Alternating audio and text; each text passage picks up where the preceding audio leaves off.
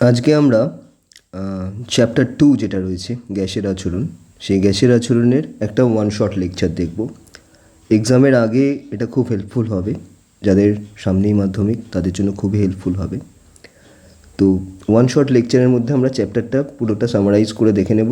তোমরা within 10 to 15 minutes গোটা চ্যাপ্টারটার একটা কুইক ওভারভিউ পেয়ে যাবে এবং রিভাইজও হয়ে যাবে। তো আমরা গ্যাসের আচরণ চ্যাপ্টারটা দেখছি। এই গ্যাসের আচরণের চ্যাপ্টারটাতে দেখো, ফার্স্ট যে ফর্মুলাটা আমরা পড়ি সেটা হচ্ছে বয়েলের সূত্র। ঠিক, বয়েলের সূত্র কি বলছে? যে নির্দিষ্ট ভর আর উষ্ণতাতে গ্যাসের চাপ তার আয়তনের ব্যস্তানুপাতিক। ঠিক, মানে ভি প্রপোর্শনাল টু 1/p বা পি প্রপোর্শনাল টু 1/v। ঠিক, তো আমি এটাকে দুটো ফর্মেই লিখতে পারি। এর যে গ্রাফটা হয় সেটা আয়তকার সমপরাবৃত্ত হয়।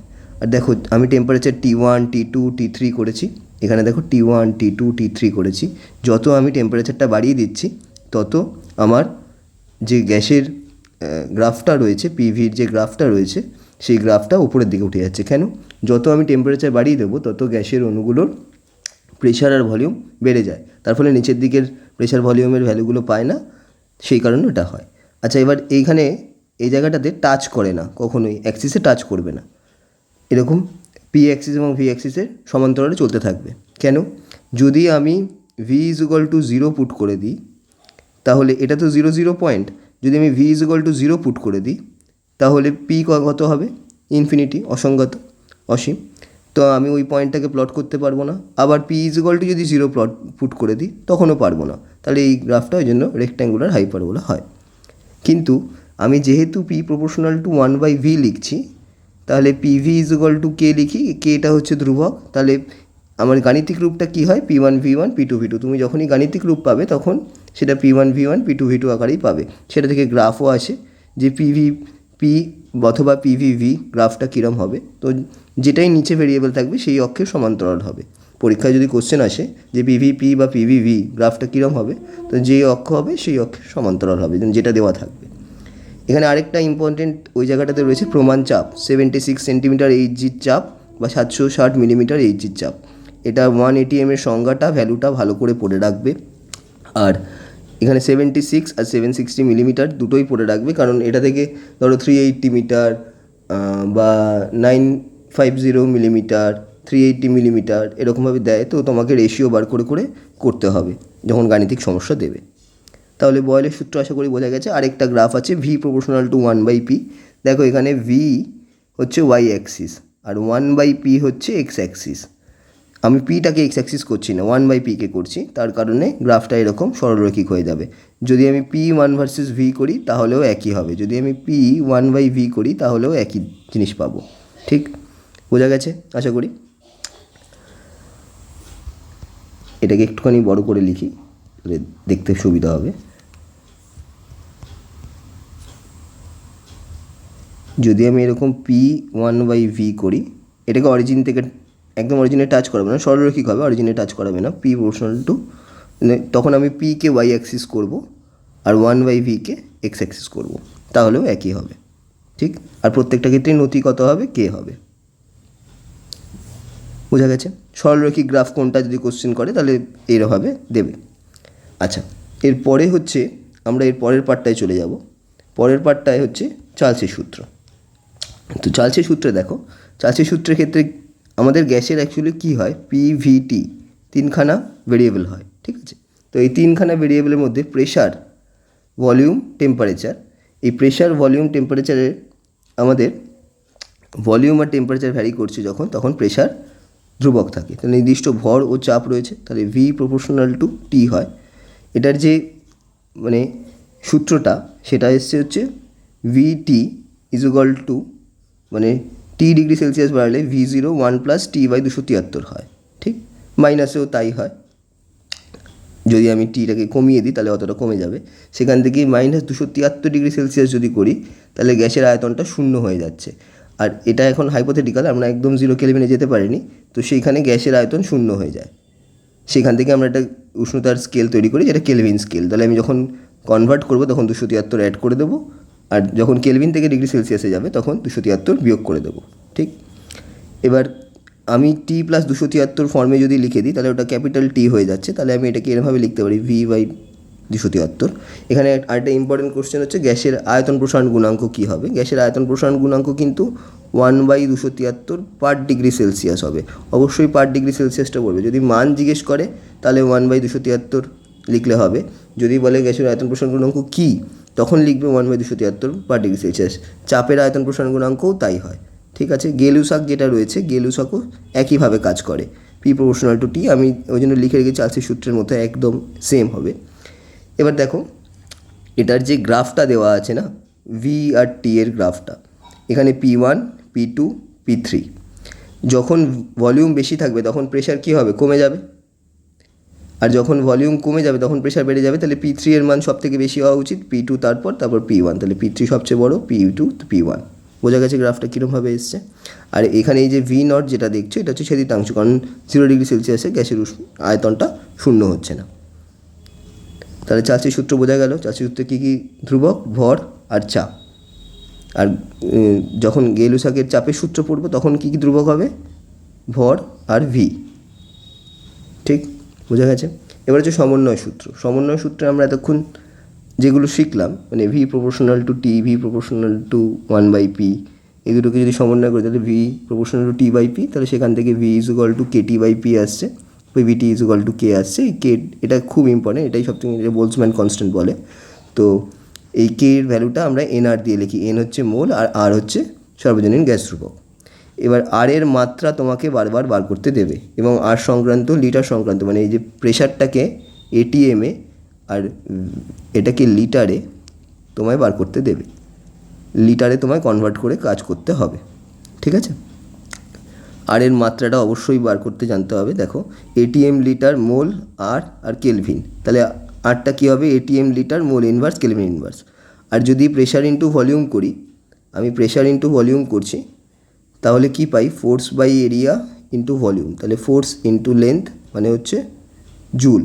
তাহলে এসআইতে কী হয়ে যাবে, joule mole inverse kelvin inverse. বোঝা গেছে। ভ্যালুটা কী হয়, একটাতে 8.31 joule mole inverse kelvin inverse হয়, এটাই 0.082। তোমাদের যারা গাণিতিক সমস্যা করছো তারা ওই 41, 273 এগুলোর একটু প্রথম দিকের টেবিলটা, মানে 1 2 3 4 এটা করে রাখবে। এবার ওপরে যাই। ওপরে হচ্ছে অ্যাভোগাড্রোর প্রকল্প। দেখো অ্যাভোগাড্রোর প্রকল্পের ক্ষেত্রে কী হচ্ছে, অ্যাভোগাড্রো একটা বলেছে যে সমচাপ, মানে একই চাপ আর একই উষ্ণতায় সম আয়তন সকল গ্যাসের সমান সংখ্যক অণু থাকে। ঠিক, এবার এই যে সমচাপ সম উষ্ণতাটা, এটা মেনলি আমরা বেশিরভাগ কি ইন্ডিকেট করি, এসটিপি বা এনটিপিতে। সম আয়তন বলতে বোঝায় 22.4 লিটার। ঠিক, 22.4 লিটার যে আয়তনটা, সমান সংখ্যকের ভ্যালুটা কত, 6.022 10⁻23। এটাই অ্যাভোগাড্রো নাম্বার বলা হয়। এবার প্রকল্প কেন, কারণ উনি বলেছিলেন এবং পরীক্ষা দ্বারা প্রমাণিত হয়ে এটা হয়েছে, তারপরে অ্যাভোগাড্রোর প্রকল্পটা সূত্র হয়েছে, বিভিন্ন পরীক্ষায় দেখা গেছে। যদি ভি মোট আয়তন হয় আর এনটা হচ্ছে তোমার মোল সংখ্যা হয়, তাহলে মোলার আয়তন কী হবে, ভি বাই এন। ঠিক, এটা মোলার আয়তন বা মোলার আয়তন সূচক বলা হয়। এটা বেশ কিছু জায়গায় এমসিকিউতে দেখিয়েছে, তাই জন্য তোমাদের বলে দিলাম। আর পিভি ইজ ইকুয়াল টু এনআরটির যে গাণিতিক সমস্যা যেটা করবে, যেখানে ডাব্লু বাই এম এর কনসেপ্টটা আসছে, এনটাকে কীভাবে লেখা হয়, এনটা হচ্ছে প্রদত্ত ভর, এমটা হচ্ছে মোলার ভর বা আণবিক ভর। ধরো এনের জায়গায় লেখা আছে, সাপোজ প্রদত্ত ভরে লেখা আছে হচ্ছে 4 গ্রাম H2, তাহলে H2-র মোলার মাস কত হয়, H2-র মোলার মাস হচ্ছে 2 গ্রাম হয়। তাহলে আমি কী করে বার করব, ডাব্লু বাই এম যদি করি, 4/2 যদি করি, তাহলে 2 মোল হচ্ছে। ঠিক, সেখান থেকে তুমি বার করতে পারবে। এই এম এর এককটাও বারবার দেয়, দেখো মোল গ্রাম দিয়েছে, তাহলে এম এর এককটা হচ্ছে গ্রাম পার মোল ইনভার্স। বোঝা গেছে। আমরা প্রথম 10 মিনিটের মধ্যেই প্রায় চ্যাপ্টারটার অনেকটা করে ফেললাম। এবার পরের পার্টটার দিকে যাই। পরের পার্টটায় যেটা মোস্ট ইম্পর্টেন্ট আর কি, সেটা হচ্ছে গ্যাসের গতীয় স্বীকার্য। ঠিক, গতীয় স্বীকার্য, আদর্শ গ্যাস থেকে বিচ্ছুরণ, চাপের প্রভাব আর গ্যাসের ব্যাপন, এইগুলো হচ্ছে মেন টপিক। দেখো গ্যাসের গতীয় স্বীকার্যর ক্ষেত্রে কী হচ্ছে, যে ফার্স্ট টাইম এটা ডায়াগ্রাম বেসিস করে করছে, যাতে তোমাদের সহজে মনে থাকে যে গ্যাসের যে কণাটা হয় সেটা গোলাকার, কঠিন, ক্ষুদ্র, নিরেট হয়। ঠিক, তারপর একই জাতীয় গ্যাসের অণুর ভর ও আয়তন একই হবে। দেখো অক্সিজেনের একই রকম দেখতে, নাইট্রোজেনের একই রকম দেখতে, সালফারেরও একই রকম দেখতে। ঠিক। আচ্ছা, গ্যাসের পাত্রের আয়তনের তুলনায় গ্যাসের অণুর মোট আয়তন ভর সবই খুব নগণ্য হয়। শুধু আয়তন নয়, ভরটাও নগণ্য হবে। ঠিক, এখানে ভরটাও নগণ্য হবে। আচ্ছা, এবার গ্যাসের অণুগুলো পাত্রের দেওয়ালে বা নিজেদের মধ্যে কী করে? গ্যাসের অণুগুলোর মধ্যে সবসময় স্থিতিস্থাপক সংঘর্ষ হচ্ছে। ঠিক, স্থিতিস্থাপক সংঘর্ষ না হলে গ্যাসের অণু চাপ দেয় না। গ্যাসের অণুগুলো পাত্রের দেওয়ালে ধাক্কা মারছে এবং সরলরেখিক বেঁকে চলছে। সরল রেখা এরা চলে, এটা মনে রাখবে অবশ্যই যে সরল রেখায় চলে। তো সরল রেখায় চলছে। এবার গ্যাসের অণুগুলো স্থিতিস্থাপক সংঘর্ষ করছে পাত্রের দেওয়ালে, দিয়ে নিজেদের মধ্যে চাপ সৃষ্টি করছে। ঠিক, এবার যেহেতু গ্যাসের অণুগুলো নিজেদের মধ্যে চলাচল করার সময় বা পাত্রের দেওয়ালে ধাক্কা লাগার সময় ওদের একটি কণার একদম স্পেসিফিক একটা বেগ পাওয়া যায় না, তাই একটা পরিসংখ্যান ভিত্তিক বেগ বার করা হয়। সেটাই কী করছে যে আমি যদি উষ্ণতা বাড়িয়ে দিই তাহলে গতিবেগ বেড়ে যাবে, কারণ গতিশক্তিও বাড়ছে। উষ্ণতা বাড়াচ্ছে মানে বাইরে থেকে শক্তি দিচ্ছি, তো গ্যাসের মধ্যে তো গতিশক্তি আছে, তো গতিশক্তির জন্য ওর গতিশক্তিটা বেড়ে যাবে। বেগটা উষ্ণতার বর্গমূলের সমানুপাতিক হয়। ঠিক আছে, এই বেগটা যেটা ধরা হয় এটা পরিসংখ্যান ভিত্তিক, কিন্তু এটার কিন্তু মানে একদম একটা কণার বেগ ধরে করা হচ্ছে না। ঠিক আছে, এবার আদর্শ আচরণ থেকে দেখো বিচ্যুতি। বাস্তব গ্যাসে কী হয়? আকর্ষণ বিকর্ষণ আছে। আচ্ছা, তো আমরা বাস্তব গ্যাসের আকর্ষণ বিকর্ষণ বল কাজ করে, যেটা আমরা ভ্যান ডার ওয়ালস বল বলে থাকি। আদর্শ গ্যাসে কী ধরা হয়? যে আদর্শ গ্যাসে ধরা হয় যে মানে আয়তনটা এতটাই বেশি যে আকর্ষণ বিকর্ষণ বল প্রায় নগণ্য, কিন্তু বাস্তব গ্যাসের ক্ষেত্রে সেটা সিগনিফিকেন্ট, মানে খানিকটা কাজ করে। তো আমরা যে বয়সের সূত্র, চার্চির সূত্র পড়লাম, সবকটাই আদর্শ গ্যাসের জন্য ভ্যালিড। তাহলে আমরা কেন পড়ছি যে আদর্শ গ্যাস যদি তাত্ত্বিক কী হয়, তার বাস্তব জগতের সাথে যদি কোনো সম্পর্ক নাই থাকে? কখন করতে পারি? যদি ভি প্রপোর্শনাল টু টি হয়। মানে ভি প্রপোর্শনাল টু টি তো বটেই, মানে টেম্পারেচার যদি বাড়িয়ে দিই তাহলে কী হবে? ভলিউমটা বেড়ে যাবে। ভলিউমটা বাড়ছে, তার মানে হচ্ছে বাস্তব গ্যাসটা আদর্শ গ্যাসের মতো কাজ করছে। আবার ভি প্রপোর্শনাল টু 1/p, তাহলে আমি যদি প্রেশারটা কমিয়ে দিই তাহলেও ভলিউমটা বেড়ে যাবে। তাহলে উচ্চ চাপ আর উচ্চ উষ্ণতা এবং নিম্ন চাপ, এটাতে ভলিউমটা কী হচ্ছে? আমার বড় হয়ে যাচ্ছে। এবার এই যে ভলিউমটা বড় হয়ে যাচ্ছে, তার মানে হচ্ছে বাস্তব গ্যাসটা আদর্শ গ্যাসের মতো আচরণ করা শুরু করছে। এখানে লেখা আছে দেখো, উচ্চ উষ্ণতা এবং নিম্ন চাপে আয়তন বৃদ্ধি পায়, বাস্তব গ্যাস আদর্শ গ্যাসের মতো কাজ করে। ঠিক, এবার হচ্ছে চাপের প্রভাব। আচ্ছা, আমরা কী জানলাম? যে চাপ বাড়লে আয়তন কমে। আয়তন কমছে মানে জায়গাটা ছোটো হচ্ছে, তাহলে সংঘর্ষ কী হবে? বেড়ে যাবে। উষ্ণতাটা কী হচ্ছে? উষ্ণতা যদি বাড়িয়ে দিই তাহলে কী হবে? গতি বাড়বে, সংঘর্ষ বাড়বে, তাহলে চাপ বাড়বে। এটা তো আমরা গেলুসাক থেকে অলরেডি পড়েছি, কেন হচ্ছে জিনিসটা দেখলাম আমরা। আর গ্যাসের ব্যাপনের ক্ষেত্রে এটা অবশ্যই মনে রাখবে যে ব্যাপন কেন হয়? যে কম ঘনত্বের থেকে বেশি ঘনত্ব ছড়িয়ে পড়বে, দিয়ে সমসত্ব মিশ্রণ তৈরি করবে, এই কারণে ব্যাপন হয়। কিন্তু পরস্পরের সাথে রাসায়নিক বিক্রিয়া করে না, মানে রাসায়নিকভাবে যুক্ত হয় না। এটা কিন্তু খুব ইম্পর্টেন্ট, এটা না লিখলে পরীক্ষায় কেটে দেবে। বোঝা গেছে? এটা তোমাদের গ্যাসের আচরণের চ্যাপ্টারে যে ধরনের যা কোশ্চেন আসতে পারতো, যেরকম ইম্পর্টেন্ট ছিল, সব কটা আমি তোমাদের ডিসকাশন করে দিলাম।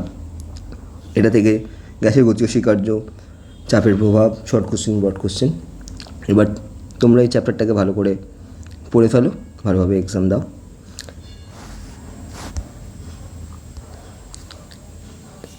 Now we switch to English version, West Bengal Board English version. So behavior of gases. First we'll learn about the Boyle's law. Boyle's law, তো দেখো বয়েলস ল যেটা পড়ছি সেটাতে হচ্ছে কনস্ট্যান্ট কী হয়? Mass and temperature is constant, right? So V proportional to 1/p, so v can be written as v is equal to k by p and p is equal to k by v. And this graph pv, the nature of this graph is rectangular hyperbola. t1, t2, t3 is plotted. As we increase the temperature, the value of pressure and volume increases, so the graph slides upward. So t3 is greater than t2, greater than t1. Okay, now as we can see that p proportional to 1/v, so pv is equal to k, right? So pv versus p or pv versus v graph will be the part where the graph will be in nature of parallel to the axis of p or v, whichever is given.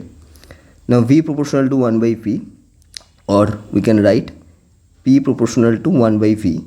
Both will be in this nature, where P is y-axis and 1 by V is x-axis, or here V is y-axis, 1 by P is x-axis. Okay, do not touch the origin part. This is linear graph and the slope will be K. Okay, this is shown. Now second most important part, that is standard pressure. Standard pressure, this concept is included in the numericals also. 76 centimeter He pressure or 760 millimeter He pressure. 1 ATM definition is most important with the value for MCQ. Okay, now 760 millimeter Hg, you need to know the 190 table or 19 tables, because then the numericals they are asking 950 millimeter Hg or 380 millimeter Hg. So you need to convert that into ATM. Got it? So in Boyle's law, these are the concept. Next we are moving to Charles law. Charles law, constant is mass and pressure. Look, in the gas, P, V, T are the three most important variables. If two variables are changing, then the other variable will be constant, and also that mass is also constant. Now the graph is showing that Vt is equal to V naught. This is empirical law. Vt is equal to V naught 1 plus T by 273. So if we just do the LCM, it looks like this: 273 T plus 273, and this T plus 273 is stated as one new temperature scale, that is Kelvin scale. Why? Because if we put minus 273, it becomes 0. It's a significant figure that the volume becomes 0 of the gas, and that's a hypothetical figure. So we took that minus 273 degrees Celsius as 0 Kelvin and convert that into a scale. Okay, and this is the degree Celsius graph, and if you plot in Kelvin, this will be the graph. Look, when the volume is, this is the slope, right? P1, P2 and P3, this is slope. Then this is the graph, and the slope is higher. That means volume is higher, then pressure is low. This slope is moderate and this is slope is least, so pressure is higher. So P3 is greater than P2 greater than P1, right? And this, they will ask you what is absolute temperature, because the volume of the gas is 0. That's why they are asking, giving it name it absolute temperature. Okay, now if we move to combined law in the ideal gas, look, what we have learned, that V proportional to 1 by P and V proportional to T. So we can write V proportional to T by P, or V is equal to KT by P, then PVT is equal to K. This K is called Boltzmann constant. From this we are having PV is equal to NR, where N is number of mole and R is universal gas constant. What is more important, the dimension of R and unit. So ATM liter, from here we can look, this is P is ATM, V in liter, N is mole, R T. So we can have that unit of R is ATM liter mole inverse Kelvin inverse. If P is pressure, right, force by area, and V is L cube, this is L square, right? So P into V will become force into length, that is joule. So in SI the unit will come out as joule mole inverse Kelvin inverse. The value is 8.31 and here it is 0.082. So you need to learn 41 multiple and 273 multiple table, so you can do the sums quickly. So the next part will move to Avogadro's hypothesis. Okay, so in Avogadro's hypothesis, what he suggests that at same temperature, at same pressure, equal volume gases, you need to mention gases, has same number of molecules. At same temperature and same pressure, what we are suggesting in the numericals, that is STP or NTP, and equal volume, that is 22.4 liter for 1 mole. Okay, and number of molecules, it is suggesting that 6.022 10 to the power 23. So he also gave the idea of molecule.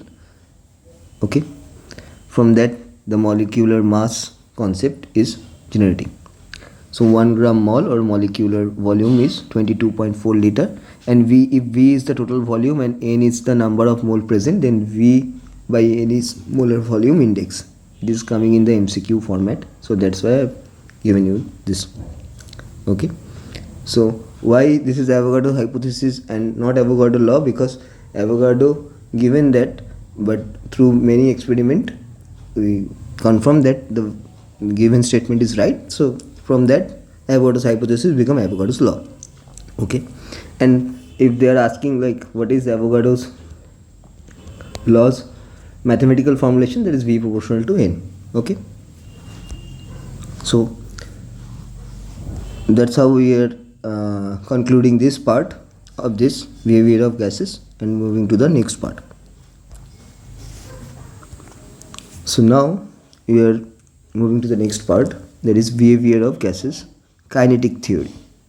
So kinetic theory, we have drawn some figures to give you a better understanding. Look, this is a small spherical part. This is the spherical, the gas molecules, small spherical gas molecules, spherical, hard, very small, minute particles, right? And their mass is also very less. Next, we have drawn some figures like O2, N2 and sulfur.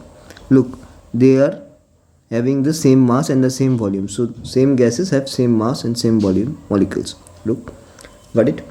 The next point is number 3, the container volume and the gas volume. Container volume is greater than the gas volume, so gas can be easily compressible, right? And the mass is also very less.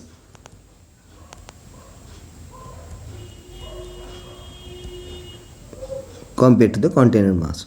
Next is the most important, that the gas molecules create pressures by colliding with the walls and colliding with in between them.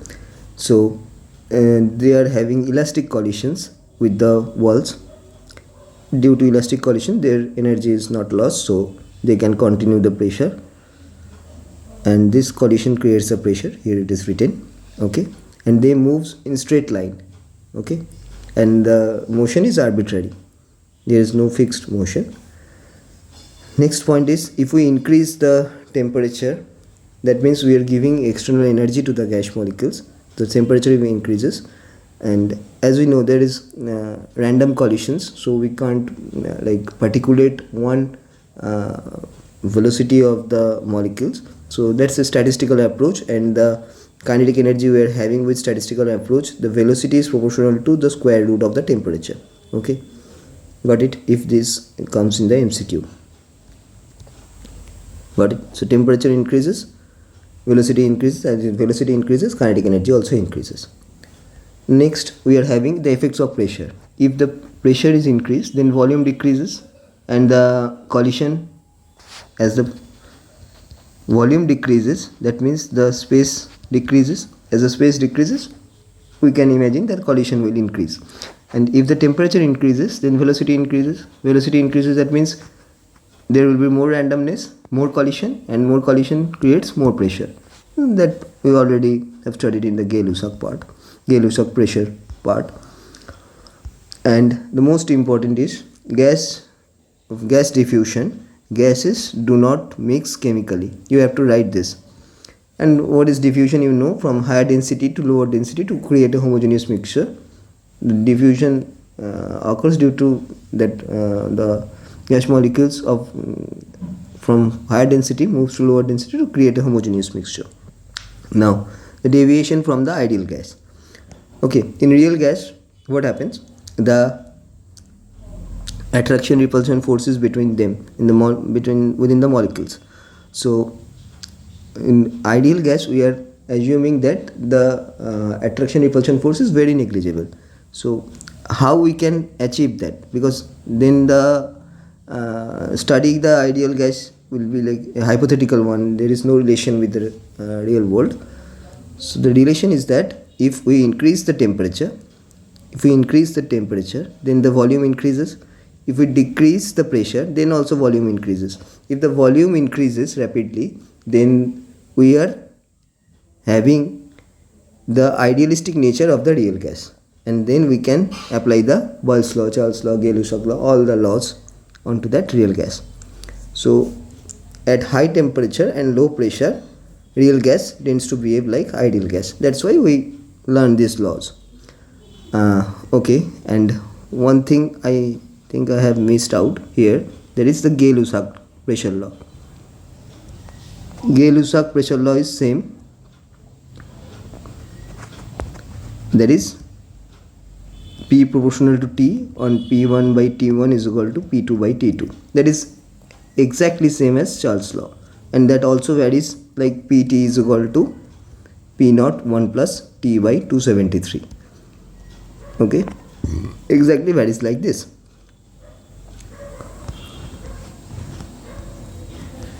So I think this concludes this video.